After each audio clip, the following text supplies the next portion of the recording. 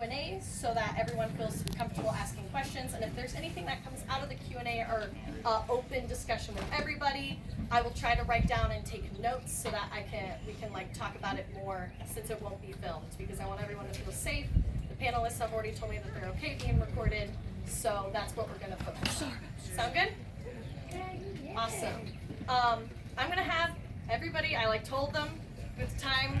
So give me 2 sentences to kind of introduce themselves. So we're going to start with Captain Deandra at the end and move our way down. If you can get us started, tell us a little bit about yourself and your fighting. I'm Captain Leandra Forte. I'm originally from Onsteora and I moved to Meridians. My sort of fighting journey is that I'm a disabled fighter, and so I have dealt a lot with chronic pain and joint damage, back damage, and sort of learning to adapt and fight on that. I am Metpresa Sofia Varsoviensis from Lockhart, so landing in port. So I'll be around for the next 9 months, and I'll be going back in January. In terms of my fencing journey, I've been part of the SCA for 10 years now-ish. And I do Gigante, Rapier, Sword and Dagger, and mine is Polish saber, but that's a separate discussion that we can argue about later.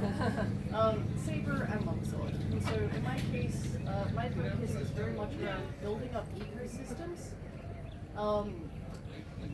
And the thing that I very much specialized in Lockhart was analyzing ecosystems, working out what actually needed to be done to improve it as a whole, and then targeting that. I'm Maestra Nicolessa Di Masura. I am a dance laurel. I got into fencing because I asked the fencers to come wear their swords to recreate some dances. They asked me to come to fencing practice, and 5 years later, through this journey, I've become a member of the Order of the White Scarf, and I will absolutely put a plug in for dancing and fighting go really well together. Footwork. So I am Doña Vittoria Maggiore. I am currently Her Highness of Onsteora. I've been fighting since I was 11. I started in a backyard practice. I'm second generation, so I've been in love with this game for a very long time and part of the Rapier community for a very long time. I took some time off and I came back and started hitting the ground really hard, doing a lot of training. So I can talk about some training related things and just the experience of coming up through the ranks and seeing it as a youth fighter, and yeah, I'm really happy to be here. Thank you guys. I'm Mistress Elizabeth Payton. My journey started when I was a little kid as well. I was 14, I started foam fighting. I came up in foam, I moved over when we moved to Glenaben. I started Shiv in Glenaben, I moved to Atlantia, I couldn't kill anybody in Atlantia, so I moved to Rapier. A few years later, here I am. I have 2 wonderful children, and I have done this path from their infancy till now they're finally both free range at the sport. But that's me. I'm Admiral Lady Reverend Worthington. I'm from North Shield. I started in SCA when I started college, so 3.5 years ago now. I started fencing. I'm the president of the college group now, and I teach Rapier and Armor for our college group, so I've been the college group experience. I'm Captain Fergal.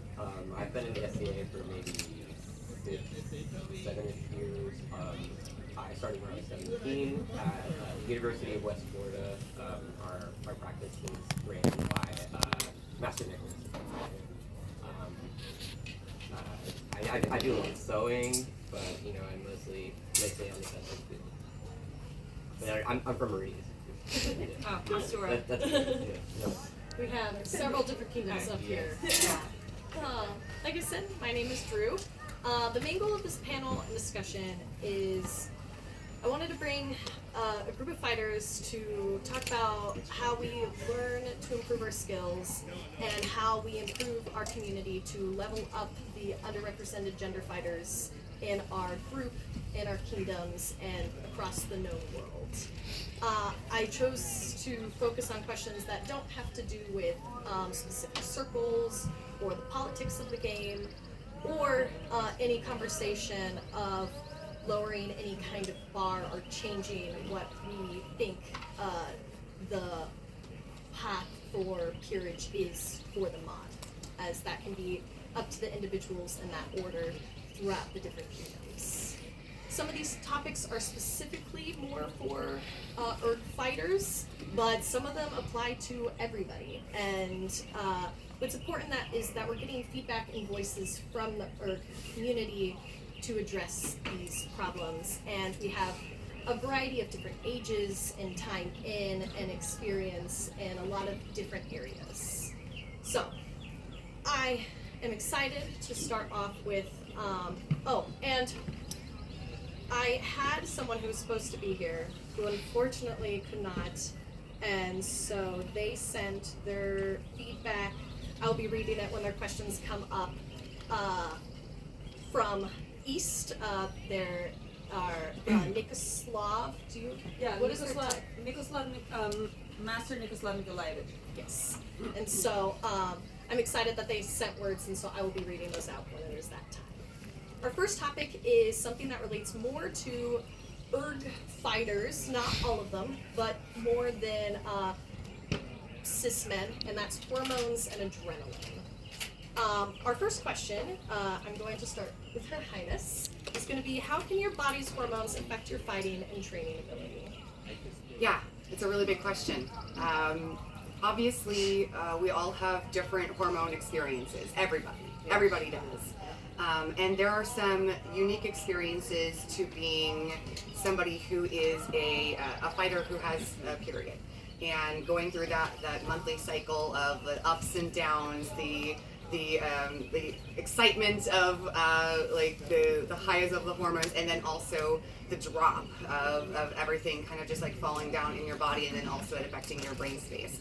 I'm not going to claim to be an expert in this. It's something that I have been starting to think about recently, and I hope to put together a class on it in the future. However, I do believe that just because somebody has that hormonal cycle that they are needing to work with doesn't mean that that's going to keep them from reaching their full potential. I think that there is a good way, there isn't a lot of good research that I've been able to find a whole lot yet, but there are a lot of amazing female athletes out there who are looking at this same sort of thing. People who are training incredibly hard and like being platformed on major stages. I think a lot about the Winter Olympics that just happened, and some of the ice dancing, and just how incredible those performers were.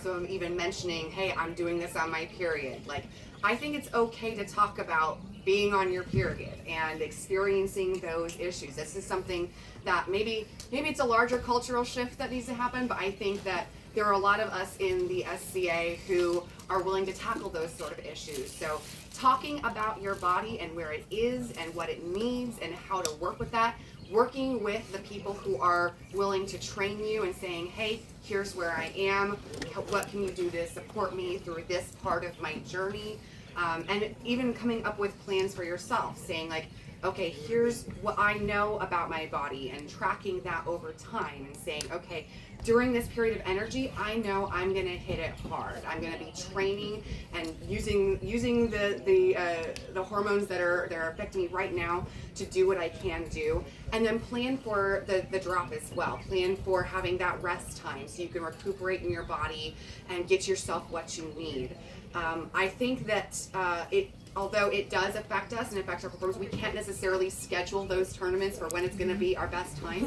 Yeah. So understanding what your body needs, just working with it, and knowing that it's going to be a journey, but we can do it. We can handle it. We're tough. Thank you, Your Highness. Yeah. This is one that I got words sent from Nikoslav. They also gave me an intro, which I didn't realize, but they have been on estrogen hormones for just under 2 years, and they fence and fight some heavy in the SCA, and is also a second gen. The answer to this question on body hormones and the effect of fighting and training, in their specific case, over time while on hormones, they definitely noticed the major sources of, I'm going to just read this in first person, I'm not going to change this, of my muscle mass changing. Things like, with primary testosterone-based people, the upper body will naturally be stronger, and with estrogen, the lower body. Not always, of course, but generally. I noticed over time, while doing the same level of exercise, my upper body felt weaker overall, even though the level of work had not changed. So in that case, I had to adjust my training and add more upper body than before to maintain the same level I had previously. And then I asked Fergal to be on this panel. They weren't originally, and that might have been an oversight on my part as they got to the finals, and I enjoyed fighting them in the pools. So they said they also would like to have speak on this topic. So I took masculinizing HRT for about a year, and what I noticed differently in fighting was more emotional than physical because I was on very low dose. But it, of course, you know, can amp you up a little more, make sure your adrenaline run a bit higher, and you get a little angrier, and that's never a good thing on the field. So it's okay to take yourself off the field if you're feeling angry, you're feeling like you're gonna cry. I've been there, I've cried in my mask, but it's nothing to be ashamed of. But the change in my muscle mass was great. Didn't change my fencing. I'm a much better fencer now. I'm off of it. But you know, maybe it's different for people who are trying to fully masculinize. I unfortunately don't have any words on that. That's what she said. And then Elizabeth had a quick statement to add. A quick statement is we are all going along this journey through life, and as women, we do start hitting perimenopause somewhere in our mid-30s, sometimes earlier, sometimes later, a lot of times in the 40s. I highly recommend those of us that are getting towards that age, go talk to your doctor and get a hormone panel done. Make sure that your hormones are in the right order, because as females, as people with uteruses that are presenting female, we do need a little bit of testosterone in our bodies. We don't have zero, we need estrogen. So if you go and get your panel done, you can see if the doctor can tweak your hormone intake, and it helps your fencing. The second question on this is, how can different adrenaline responses affect your ability to train and in tournaments, and what are some ways to improve that? This one, I have Sophia. So one of the things that I found differences is that different people have different adrenaline responses. That's a thing. But what I found was, in particular, fem fences were, I'm just going to use generalizations. So in particular, fem fences, if they didn't warm up properly before a tournament, that would mean that they're dealing with their adrenaline starting to rise as they're doing their early bouts, and they get all jittery, and suddenly they're at fencing, which they're like, I know I can do this in practice. Suddenly their fencing gets very jittery. And then that, depending on the fencer and how their mindset is, that then sets them up to have a really negative view for the rest of the tournament, because they're going, well, I'm not fencing well. And so, just on that, one of the things that I found really helped was actually having enough time for warm-ups before a tournament, for like a solid 5-10 minutes of just movement or whatever, and having people that were willing to give them the warm-up that they asked for, not the warm-up that they think the person needs, if that makes sense. Yes. And so, and because, you know, especially, you know, I've had it before where I'm like, oh, I haven't warmed up. Oh, okay, my first few passes are going to be my worst passes. And then I've seen over time, like, my score will generally improve as the tournament progresses.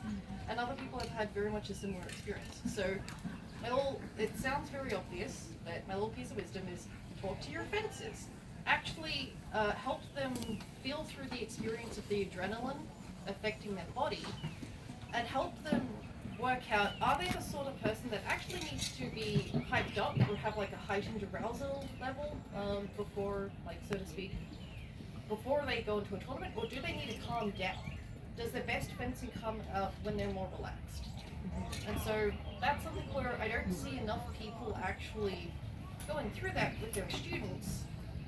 And I don't see enough tournaments that actually have like warm-ups over here. It's usually tournament time, sign into lists, everyone kind of mills around, and then if you're the last person to sign into the lists and everyone's been inspected, it's like bam, you're straight in.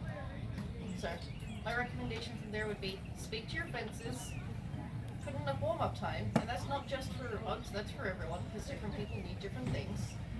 And you will bring out the most beautiful fencing ever. My addition to that is also let your fighters know the tournament format. As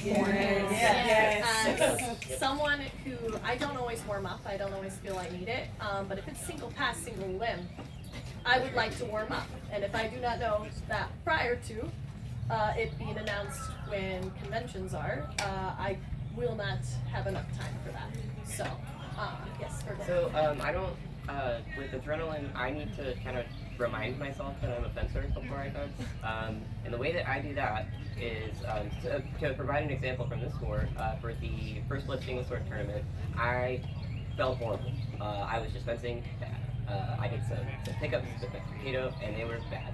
So we stopped, we took a breather, and then we did a couple like simple action drills. And then we would stop, we would reevaluate how I feel about it, and then we do a couple more like just structured drills, and it helps me specifically a lot. And I helped Gia, one of our combatants, warm up with just a quick little single sword lesson. Just gotta get the wheels turning sometimes. I find the exact same thing. Yep. And I actually want to disagree with you slightly here. You were mentioning just the femme fighters feel. I think this is something that is just universally applicable. I think that was also mentioned. Getting to know your arousal response and what you need before a tournament is absolutely applicable to every single fighter. Everyone's going to need slightly different things.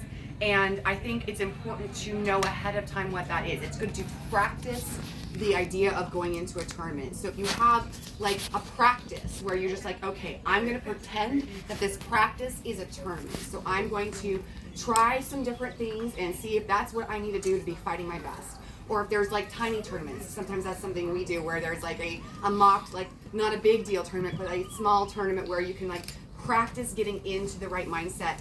Find out what works for you. Take notes, compare them, see how you do different times, and just know yourself, know your body, and the more you do it, the easier it will get. So like it's not the same for everybody, but yeah, figure yourself out. Yeah, quick comment and then I'll do this one. So, just on that, like, the other thing that I found is when you run practice tournaments in training and you start getting those adrenaline responses out, sometimes the things that people feel and they don't feel changes with that adrenaline. And so someone who might be perfectly good at taking blows during practice suddenly doesn't take whatever blows that might otherwise be considered good. And this is an issue that I've seen with regardless of gender across the board. And so I find that practice tournaments are a beautiful way of absolutely exposing them to that adrenaline, getting used to that idea. If you do the whole like announcing, the calling, the everything, you actually can nip a lot of tournament issues or conversations in the bud by having those practices. And yeah, like familiarizing your fences with that. Absolutely. And we'll talk a little bit more about practices as we move on. Nikolaj sent words in. I had a surprising change in how my adrenaline response in fights it has over time, based to the. I was also supposed to have a cutout of their head, by the way. So just like someone who's like, it's like this. Also, they're probably just as tall. Like they're like 6'4" or something. Like just put it. Oh yeah, they're scarf. Yeah, right there. I'll put it in post. I'll just like Photoshop the photo.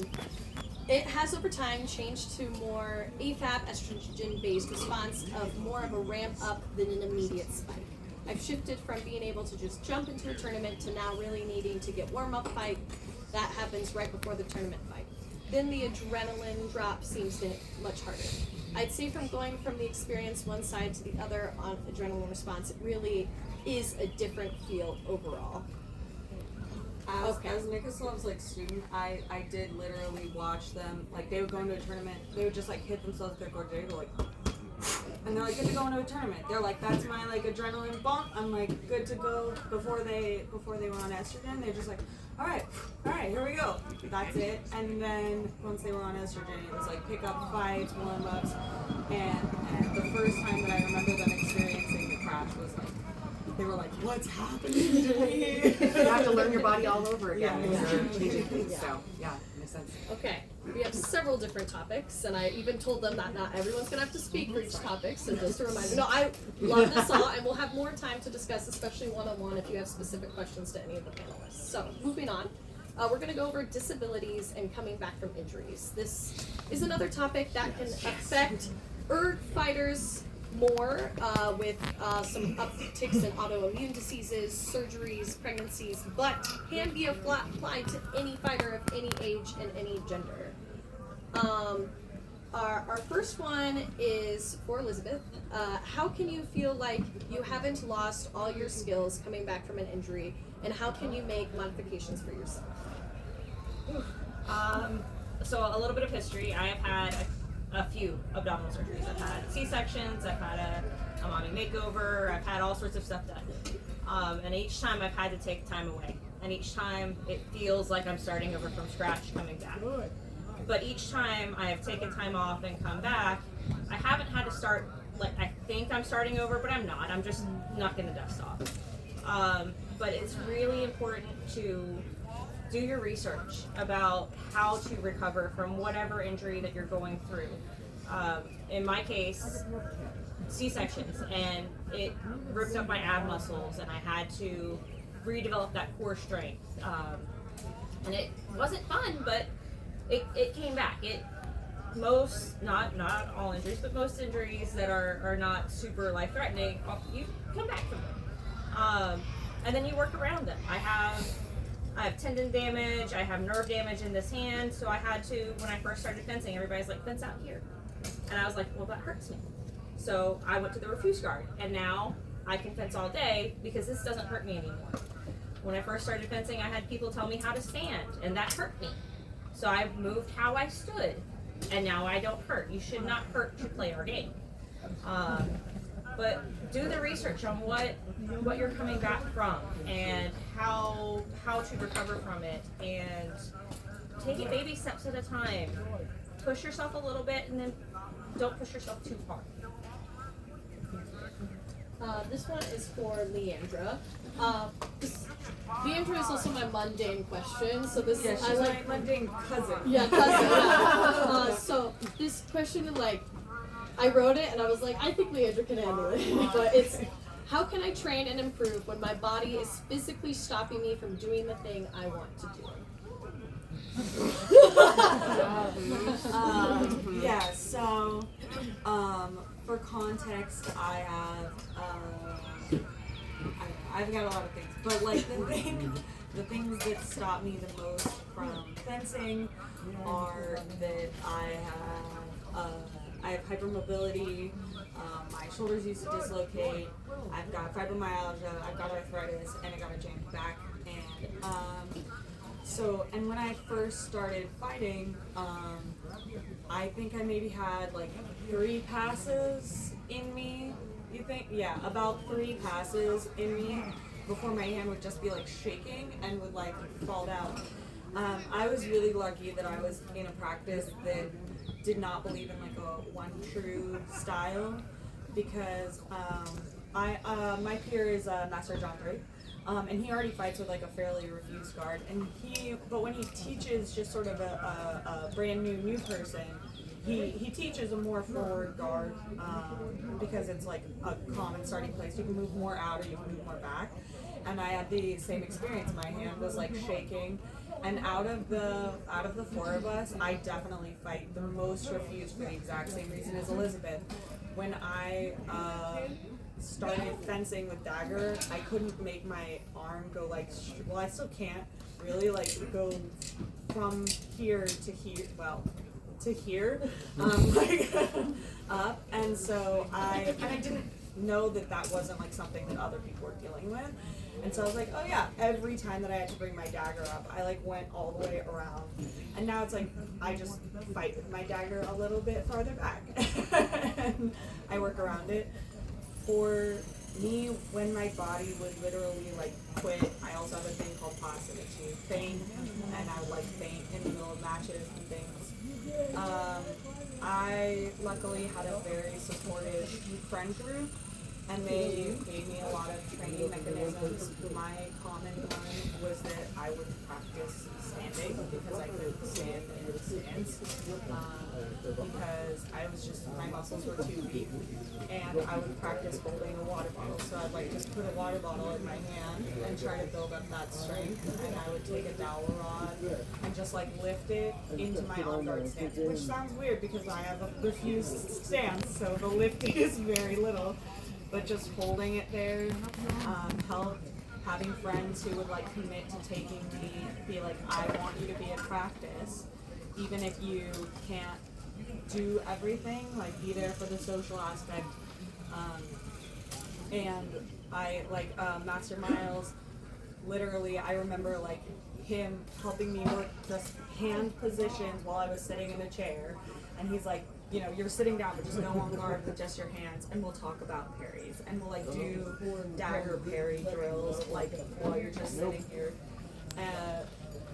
Breaking everything down into their basic motions, doing things open hand or with lightweight like dowels, being able to talk about the concept of fencing with people helps so much. And like I got really lucky with the teachers that were around me, that they would sit there and talk with me even when I wasn't like playing. I wasn't actually able to fight, and that helped like a ton. Thank you. If you guys have, like, this was definitely a popular topic when I brought it up. I heard, like, comments out there, like, talk to them, talk to any of us, and we can point you towards other fighters who have different, like, resources and ways to train. I know there's some videos online of ways to train in different ways with your body is doing certain things. So, definitely, like, try to remember faces. I know I'm pretty active on Facebook and can answer questions if anyone does have those. So moving on to our next topic of taking and giving feedback, making a space that is welcoming for ergs and newcomers. This is a very important topic for me. This is the first one I put myself on, and is making sure that the learning environment for erg and new fighters is welcoming and supportive. This is a popular topic. I know we all have comments about it, and it's a very big conversation I've seen online. And when I post the video and make a post after Gold Wars, we will have a document that has some resources from different classes that some of us have taught and other videos that we have made, including one that I did with Master Rapier back there. So make sure to be on the lookout for that. I'll post it in like the Gold Wars discussion Facebook group if you're not a part of that. So our first one is, how can you make a practice more welcoming? And that is for Nicholas. So there's also a lot to talk about. You have the leaky pipeline, there's retention issues. For all of that is, retention starts at home.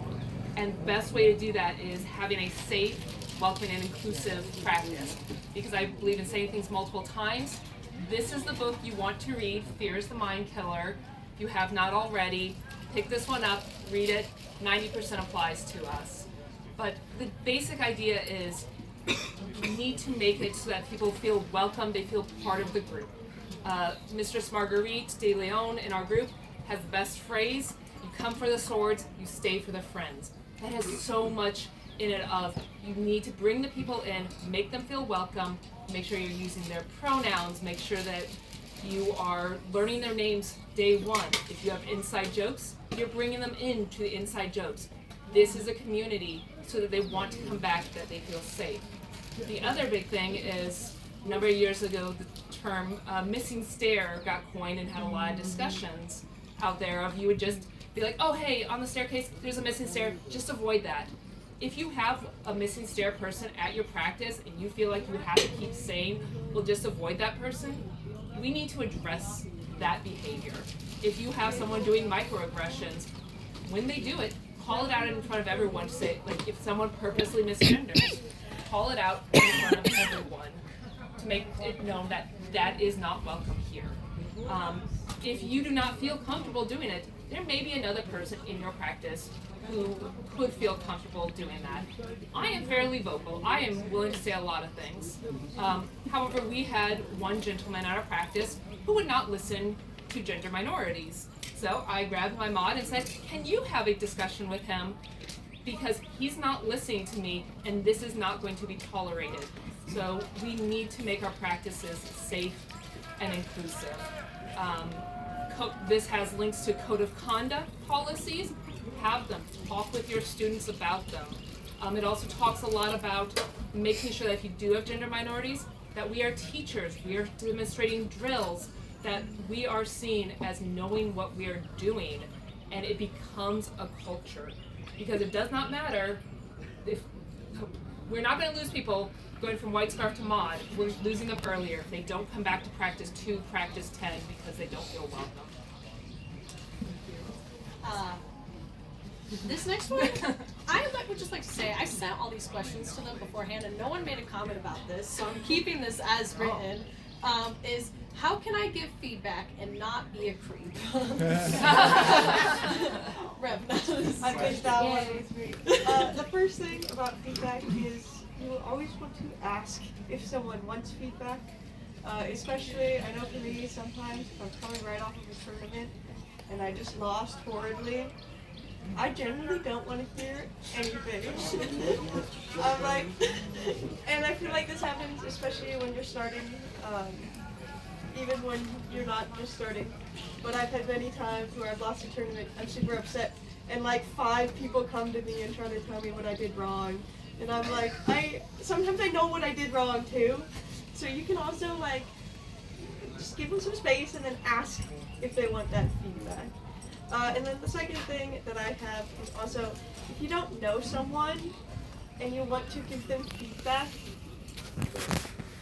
maybe don't have that be the first interaction you have with them is criticizing something in their fight. Because if I don't know you, you don't know anything about my fighting, I don't really care that much about what you have to say about it. Because I might be working on something. I might be trying something new.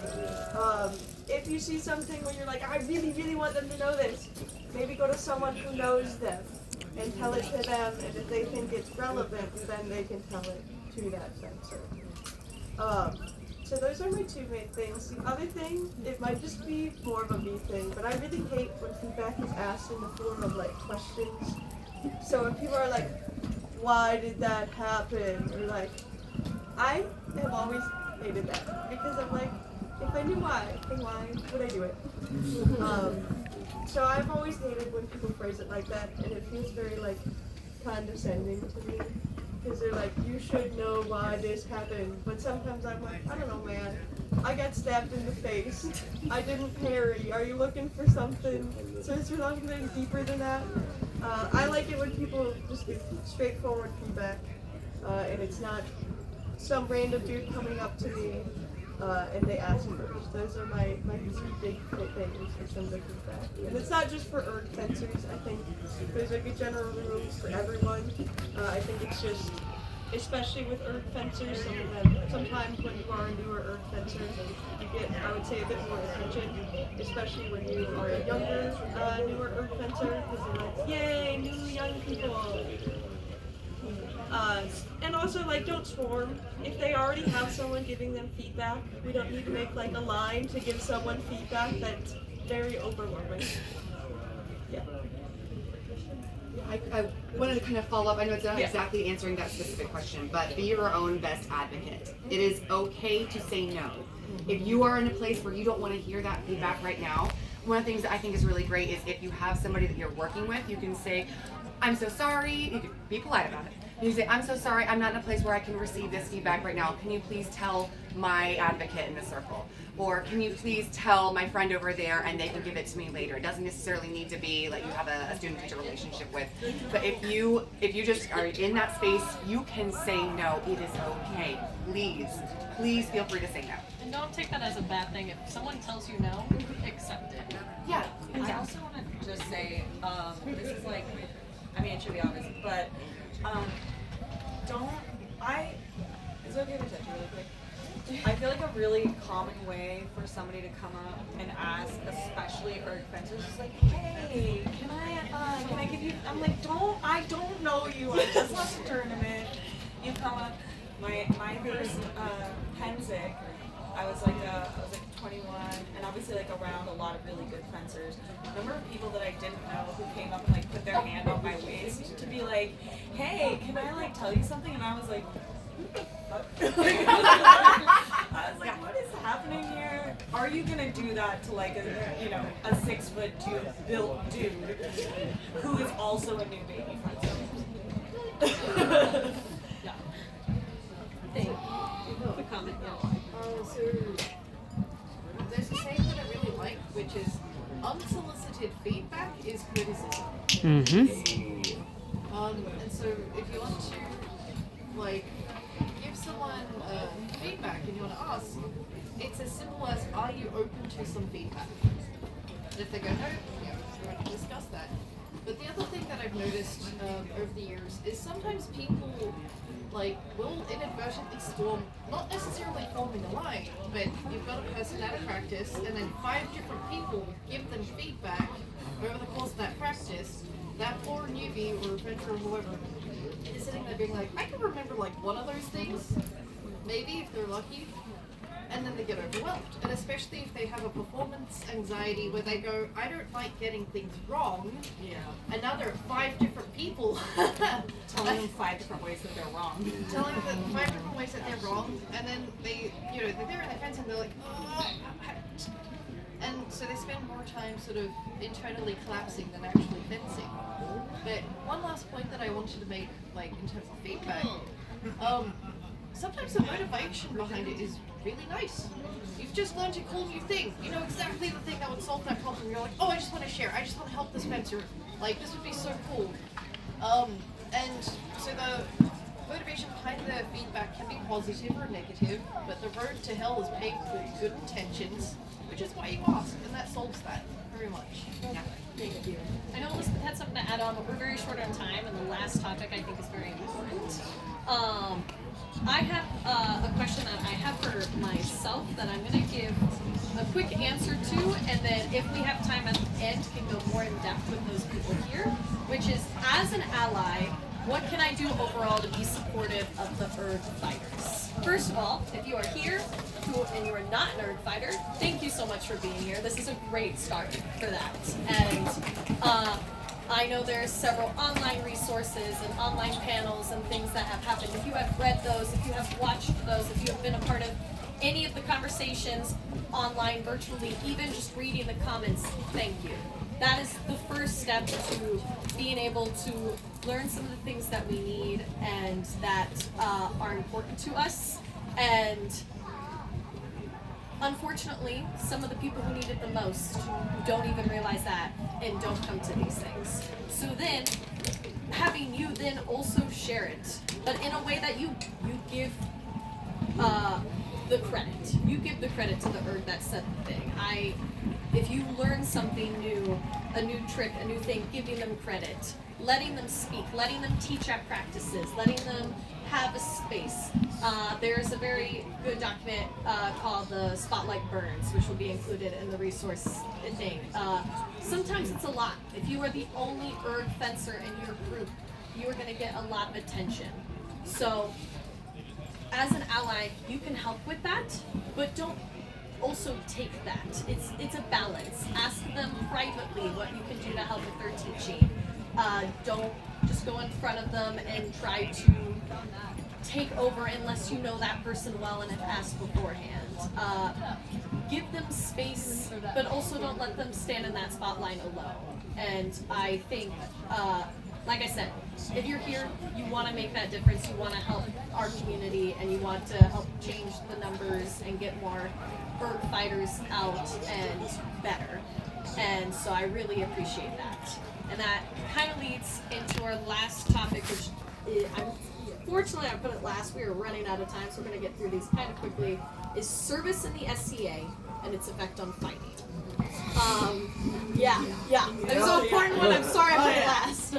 One thing that isn't an issue for all ergs, but it's an issue sometimes for non, is an important discussion point in this space is service in the SCA and the disproportional amount of service that falls on erg and femme presenting fighters.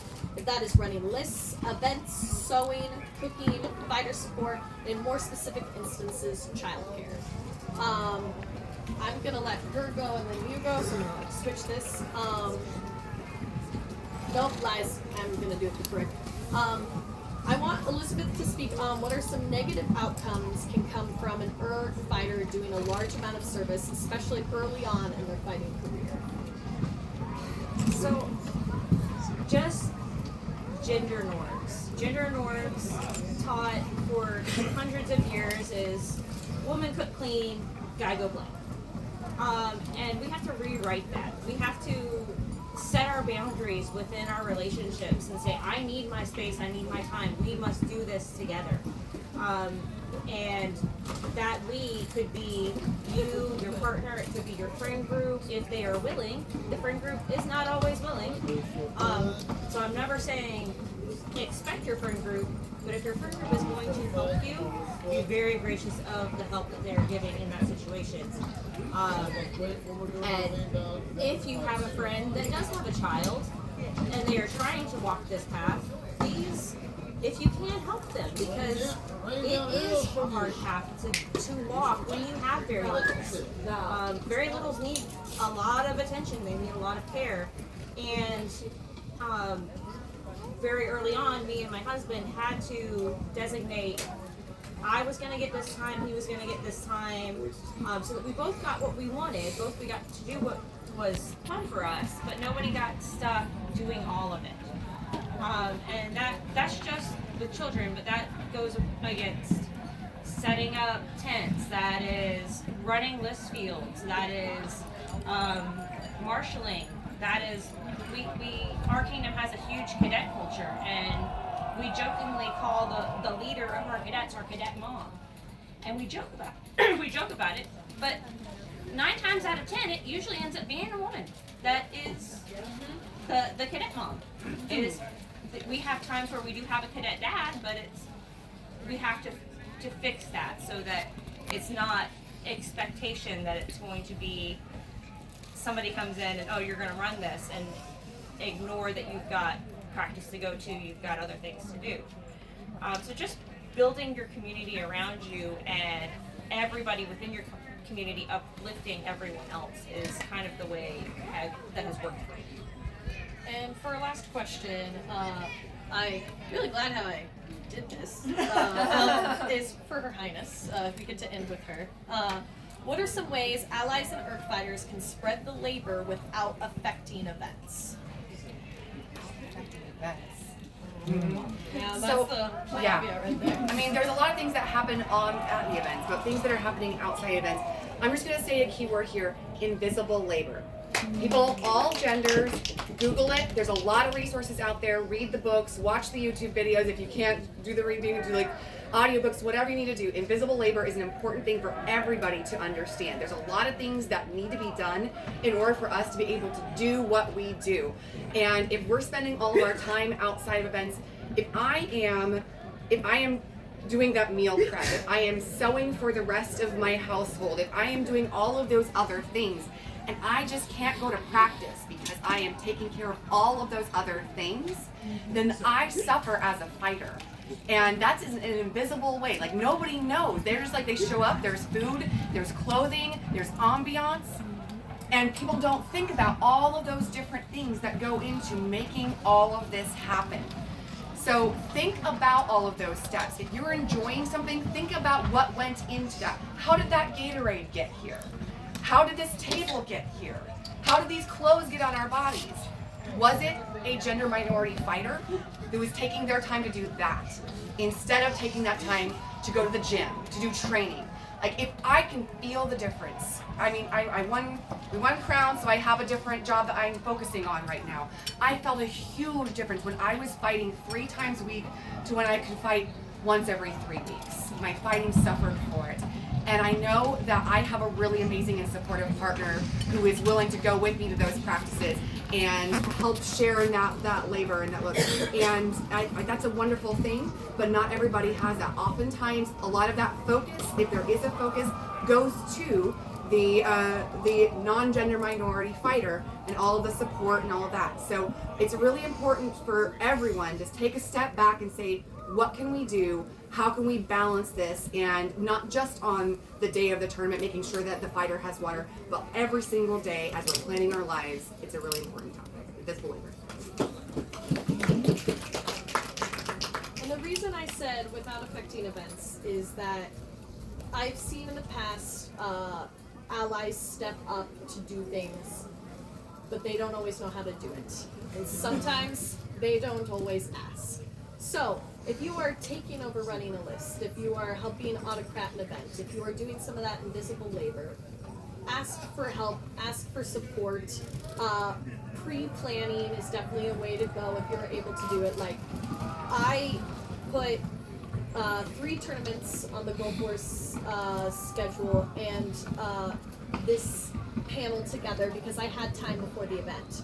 But then I passed all of those off because I knew if I wanted to enjoy this event and be able to do the fighting I wanted to do, I needed to spread that out, and I could not put that all on myself. And so delegation is definitely a way to go, and if you have allies and friends around who are willing to do that, and maybe they don't always know how, asking for help is definitely a way to help spread the load. And that's a lot to expect on ourselves to do, and I know we all wish that the people around us would ask, but unfortunately none of us can read minds.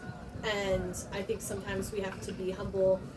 This is it's a bit of an inside joke, but we're not all independent women who can take care of ourselves, and sometimes we do need our friends. So thank you all so much. If we have any questions, we are technically out of time because there's a tournament at noon. I don't see anybody. They're doing a list setup. They're doing a over list Okay, over great. there. Okay. If you're fighting in it, go fight. But since they're doing it over there, if we would like to continue with questions, we're going to cut the video. Thank you so much, Nikkei. And then we are going to